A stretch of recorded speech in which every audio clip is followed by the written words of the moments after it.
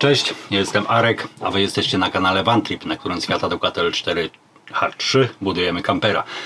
W dzisiejszym odcinku zajmiemy się kilkoma rzeczami, które są tutaj jeszcze do zrobienia, a takim głównym tematem to jest Webasto.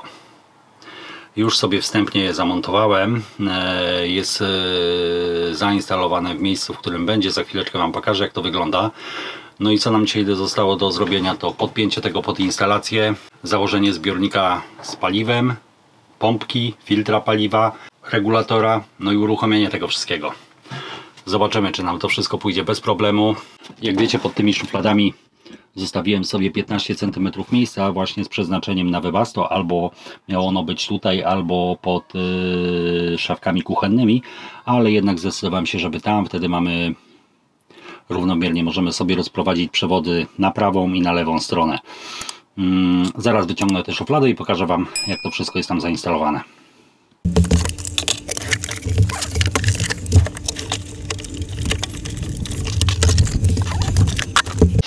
A więc tak, Webasto mamy zamontowane pod szufladą, wszystko nam się fajnie zmieściło. Tutaj widzicie, na prawo będziemy mieli wylot powietrza i będzie szedł na lewą stronę i na prawą.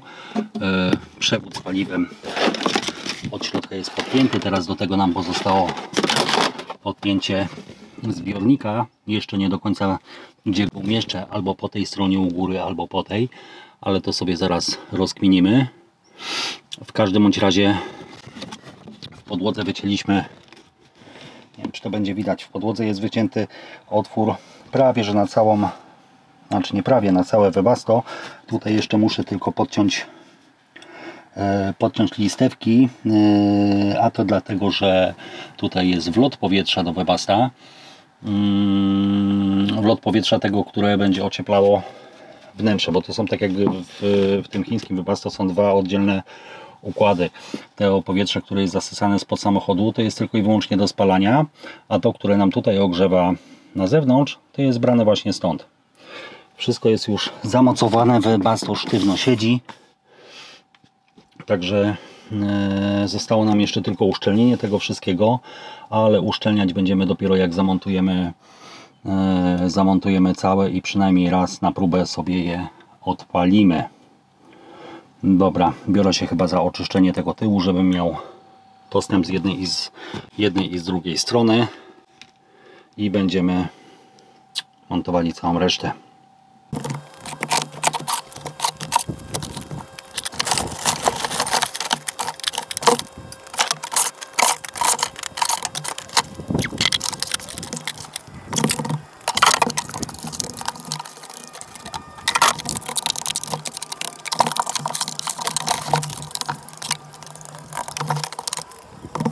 Ok, zobaczcie, tak to wygląda z drugiej strony. Jak widzicie, ta dolna nasza szuflada dochodzi jakieś 3-4 cm od Webasta. I teraz zobaczcie, tu Wam będę mógł chyba dokładniej pokazać, jak to jest zrobione, tak? Czyli te wycięcia tutaj całe zabezpieczone taśmą aluminiową, ognioodporną, odporną na wysokie temperatury. No i teraz co musimy zrobić? To musimy zamontować gdzieś ten zbiornik i do tego jeszcze musimy zamontować pompkę plus filtr paliwa. Jak to zrobić, szczerze Wam powiem, jeszcze nie wiem. Z instrukcji wynika, tu jest wlot, czyli tu zasysa, tu wypuszcza, ale tutaj zobaczcie, mam taką strzałeczkę, nie wiem, czy będziecie to widzieli dobrze. Tu jest taka strzałka, która pokazuje nam w tą stronę, czyli teoretycznie tu będzie wlot, czyli tu przed tym zamontujemy sobie filtr, no i będziemy podłączyć to wszystko do zbiornika. Najpierw muszę sobie wymyślić, gdzie ten zbiornik zamontować. I teraz mamy dwie opcje. Albo zamontujemy sobie ten zbiornik tutaj, będziemy sobie go mogli fajnie z tyłu napełniać i będziemy widzieli, ile tego mamy, albo zamontujemy go sobie tutaj. Teraz albo tu, albo tu.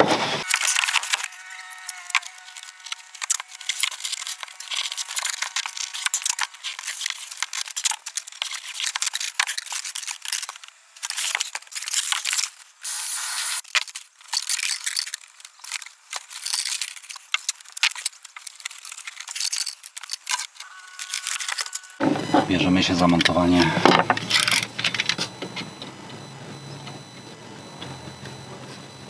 najpierw zamontujemy filtr paliwa. Filtr paliwa myślę, że spokojnie możemy sobie od razu bezpośrednio tu zamontować. Z dwóch stron mamy wejście i wyjście z filtra paliwa. Do zestawu mamy dołączone takie dosyć fajne opaski, które dosyć fajnie nam to wszystko będą trzymały.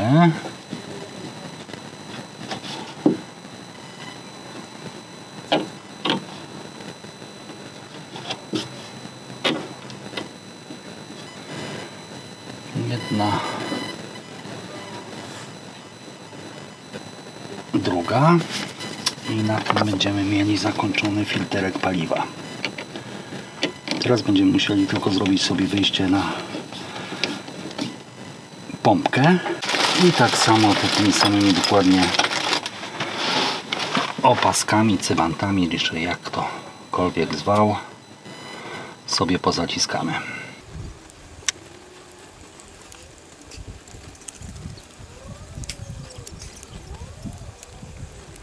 No i zobaczcie, tak to sobie wszystko zamontowaliśmy, czyli na samym dole jest, tam jest webasto, przewód do pompki paliwowej, z pompki paliwowej do góry do filtra paliwa i do zbiornika paliwa. Wszystko mamy zamontowane tutaj z boku na ściance. Od zewnątrz będziemy mogli sobie wlewać. To jest oczywiście na razie tylko tak zamontowane. Muszę kupić jeszcze jedną płytę, czwórkę, żeby zrobić boki tutaj tej szuflady. No i to wszystko będziemy musieli też zabudować. A do tego pompkę, samą pompkę chciałbym też jeszcze obudować i wyciszyć. Ale to zrobimy sobie później. Na razie zależy nam tylko na tym, żeby to uruchomić. Czyli teraz musimy popodpinać przewody wszystkie. Mamy regulator z pilotem, z wtyczką. Do tego mamy taką wiązkę przewodów. I teraz największa wtyczka idzie do wybasta, czyli to musimy sobie wpiąć do samego wybasta.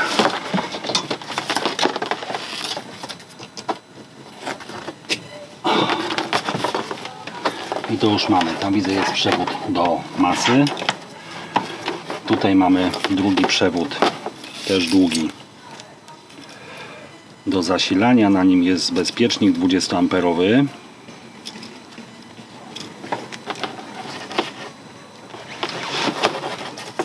Czyli ten przewód pójdzie nam do zasilania, które zaraz sobie tutaj wyciągniemy. I teraz są jeszcze dwa mniejsze przewody. Jeden do naszego regulatora.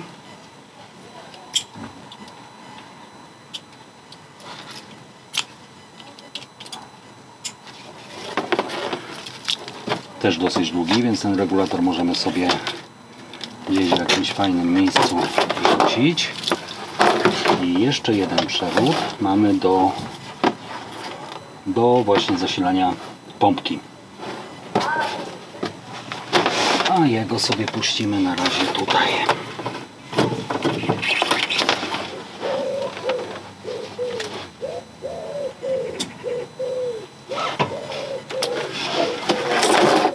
Słuchajcie, mam taki pomysł, żeby cały ten regulator sobie zamontować tutaj w tym miejscu.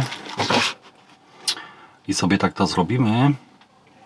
Z tym, że z boku jeszcze bym musiał założyć włącznik, który będzie nam odcinał w ogóle zasilanie, gdyż wtedy, kiedy nie będzie potrzebne. Niepotrzebnie ten wyświetlacz musi nam pobierać cały czas prąd. Ok. Musimy sobie jakoś to wszystko poodznaczać. Przewody puścimy sobie chyba tutaj od tyłu po ściance. Po ściance tutaj za tym słupkiem będą sobie szły. Pójdą nam do góry i z tej strony u góry nam wyjdą i będą szły do tego. Zasilanie mamy tutaj wyciągnięte do wywasta. Ja tylko muszę rozkminić, jak to przewody podłączyć. Dobra, ja się za to zabieram i pokażę Wam, jak to wszystko sobie wykminiłem. A więc słuchajcie, przewody mamy teoretycznie podłączone. Tutaj spięliśmy sobie masę, zasilanie leci do włącznika, z włącznika do Webasta i teraz testujemy. Zobaczymy, czy nam to wszystko odpali. Niby się włączyło, tylko teraz nie wiem, jak to się... Słyszymy, wentylator się włączył. Słuchajcie, pompka się znowu uruchomiła. Chciałem wam pokazać... Oj, poczekajcie. Zobaczcie, jaki jest pobór. 8,4 ampera w tej chwili. Pompka znowu się uruchomiła. I chyba ruszył piecyk, bo zaczęło fajnie szumieć. Czyli 6 minut to trwało, zanim się wszystko uruchomiło. I zaczyna pomału lecieć ciepłe powietrze. Czekamy dalej, zobaczymy, kiedy ruszy gorące. I słuchajcie, po około 8 minutach od pierwszego uruchomienia zaczęło już fajnie ciepłym dmuchać.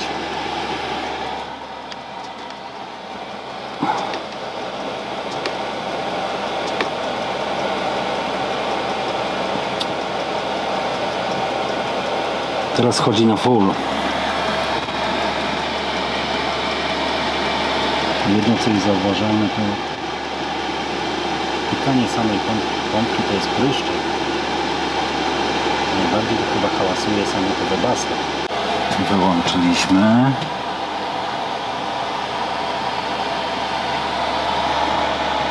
Pompka przestała chodzić.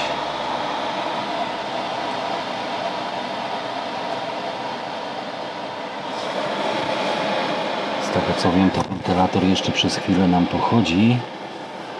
Już musi wychłodzić cały sprzęt.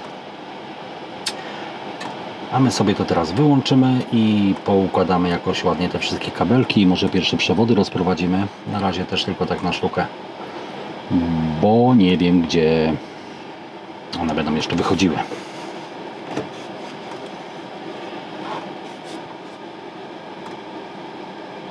No i ucichło całkiem, czyli pompka się wyłączyła. Tu chodzi sam wentylatorek. Jeszcze na razie wypuszcza nam ciepłe powietrze.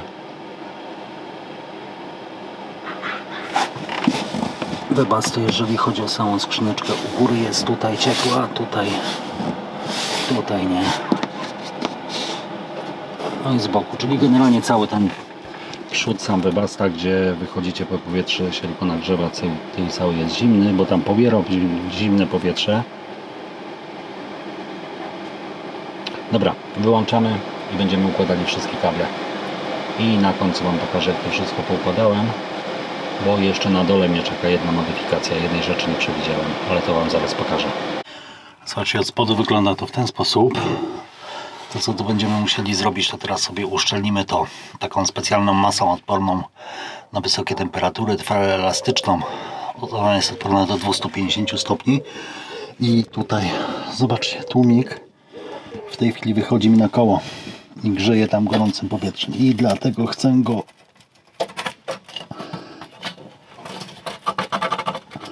troszeczkę, będę musiał go obrócić tak, żeby tutaj sobie dmuchał, więc muszę ten zaczep zmienić, ale najpierw sobie tą górę całą tutaj zasilikonujemy. Ok, słuchajcie, ostatecznie tak to zrobiliśmy, czyli to wszystko jest zasilikonowane. Zaraz wam pokażę, jaka to jest dokładnie masa. Zasilikonowane, to nie jest silikon, to jest taka masa specjalna, odporna na wysokie temperatury, trwale elastyczna i odporność do 250 stopni. Wszystko, co jest powyżej tego, to są masy, które się usztywniają, więc takiej tu nie możemy zastosować, gdyż by nam normalnie popękała. Tłumik sobie już wyciągnąłem, także leci nam w bok, czyli już nie będzie leciał na koło. I to jest w zasadzie całość instalacji. No i tam jeszcze z przodu mamy wlot powietrza. Wlot powietrza do spalania. Ok, to wszystko jeśli chodzi o górę, czyli dół, przepraszam, dół byśmy mieli już zakończony. Lecimy sobie teraz to wszystko jakoś u góry poukładać. Przewody tutaj od góry już sobie poukładaliśmy. Czyli tu lecą do dołu, jeszcze tylko całą tą plątaninę musimy jakoś ładnie pospinać i gdzieś tutaj poukładać. Ale najpierw chyba sobie wytnę ten kawałek, ten co Wam mówiłem, no żeby był, chociaż nie wiem czy to jest konieczne.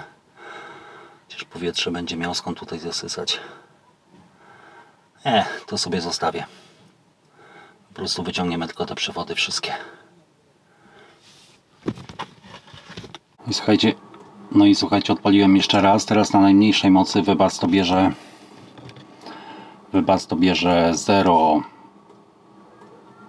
0,4-0,5 ampera, tak to się waha. Czekajcie, zwiększymy sobie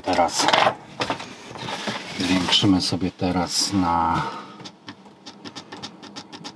największą moc.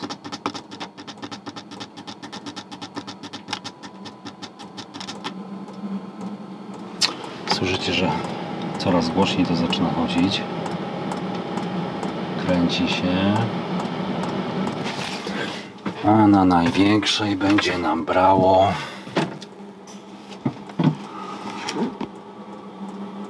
na razie mamy 0,7. Zobaczymy, do ilu się bujnie. No tak wychodzi, że w granicach 2,7, 3,5, no w tej chwili na 2,7 się zatrzymało. Czyli możemy 4,3.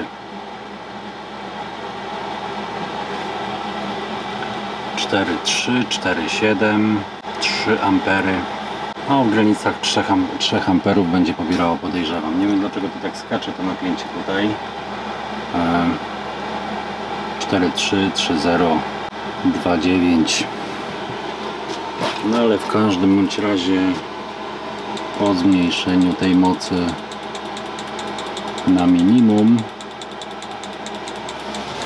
zobaczymy, czy pilot działa. Zmniejsza. Jak to wygląda? Tak, zmniejszyliśmy sobie do 1,4. Zaczyna się pomału nam wyciszać. Napięcie 2,3. No ale jeszcze cały czas spada. 1,6, 1,4, 2,1, 0,8. No i jeszcze pomalutku ono się wycisza. Zaraz zobaczymy, do ilu ostatecznie nam spadnie. 0,5 ampera, 0,4. No i chyba się już ustabilizowało na tym najniższym, na tych najniższych obrotach. Czyli mamy 0,4 ampera. Nie jest tak źle, czyli spokojnie sobie całą noc będzie mogło pykać. I jeszcze tylko tak jak sobie patrzę na to Webasto, to mi przyszło do głowy, ja mam je w tej chwili podpięte pod tą skrzynkę, która idzie z regulatora. Czyli regulator może mi tutaj, jeśli napięcie akumulatora mocno spadnie, to może mi odłączyć tutaj zasilanie, a to by było niewskazane, bo Webasto może się stopić, jeśli nagle zabraknie mu prądu. Więc chyba przepnę je jeszcze pod skrzynkę, tą, która idzie bezpośrednio z akumulatora i stamtąd puścimy zasilanie, tak żeby ono cały czas je miało. I chyba za to się teraz weźmiemy. No i chciałbym, żeby mi się spaliło. No i zrobiliśmy to. Czyli przepięliśmy zasilanie Webasta z tej skrzyneczki, która jest podpięta bezpośrednio do regulatora. Czyli na regulatorze możemy sobie sprawdzać, jaki jest w danej chwili pobór. Ale regulator może nam to obciąć, jeżeli napięcie akumulatora spadnie. Więc przepięliśmy sobie to do tej skrzynki, która jest wpięta bezpośrednio do akumulatora, więc regulator już tutaj nam nie zagraża, czyli Webasto będzie mogło się spokojnie wychłodzić. Nawet jeżeli napięcie nam spadnie, to wtedy regulator odetnie nam to całe napięcie, a my wtedy będziemy wiedzieli, że to napięcie jest odcięte, więc będziemy mogli sobie Webasto wyłączyć i je wygasić pomału. Działa nam to w ten sposób, że zobaczcie, teraz mamy pozapalane wszystkie praktycznie oświetlenia, a regulator jest wyłączony. Regulator od Webasto wyłączony jest przy pomocy tego włącznika. Po włączeniu odpala nam się wyświetlacz i Webasto może sobie chodzić. I teraz tak, wychodząc na przykład z samochodu albo jak regulator nam odetnie całe napięcie, to jest przy pomocy tego jednego guzika. Nawet przez przypadek ktoś może sobie to wcisnąć i wyłącza nam całe zasilanie. Całe oświetlenie i wszystko, co jest podpięte do regulatora, nam w tej chwili zgasło, ale samo Webasto dalej chodzi. Nie sprawdzimy sobie poziomu zbiornika wody, nie włączymy pompy, ale Webasto działa i wyłącza się je tylko i wyłącznie tym włącznikiem. Także takie rozwiązanie mi się wydaje, że jest dużo bezpieczniejsze, jeżeli chodzi o samo Webasto, które nie chcielibyśmy, żeby nagle odcięło mu zasilanie i żeby wentylator przestał chodzić, nie wychładzając całego Webasta. Tak jak wcześniej wspomniałem, ten cały spód, czyli wlot powietrza do spalania i wylot spalin, uszczelniliśmy takim płynną uszczelką, tak to się nazywa, płynna uszczelka Sodal. Generalnie wybraliśmy to, ponieważ jest odporne do 285 stopni, jest trwale elastyczne, czyli spokojnie możemy sobie ten wylot Webasta uszczelnić i nie ma tutaj ryzyka, że przy jeździe, przy jakichś wstrząsach nam to popęka. Sprawdzałem, uszczelka fajnie nam wyschła. Zobaczcie, ona jest, jak nam wyschnie, to jest mięciutka. Cały czas miękka, ale pięknie, ładnie przylega do wszystkiego, czyli dokładnie nam to wszystko uszczelnia i zabezpiecza. Mi się wydaje, że to jest najfajniejszy środek, który mogliśmy tam użyć. Wszystko, co jest powyżej tych 285 stopni, jak sprawdzaliśmy, to są niestety takie uszczelki, ale utwardzane. Czyli ona się utwardza na kamień, więc do zastosowania w samochodzie no, całkowicie nam to odpada. Webasto, jak widzieliście, mamy zamontowane w tym miejscu, czyli pod szufladami. No na pewno jedna rzecz, którą będziemy musieli dokupić, to te przewody do rozprowadzania ciepłego powietrza, gdyż to, co producent tutaj dołączył, to nam wystarczyło praktycznie, zobaczcie, żeby tak blisko samego Webasta rozprowadzić tylko 2 przewody. Ten najprawdopodobniej tutaj zostanie. To chcielibyśmy puścić sobie do łazienki, tak żeby gdzieś w tym miejscu nam to wychodziło.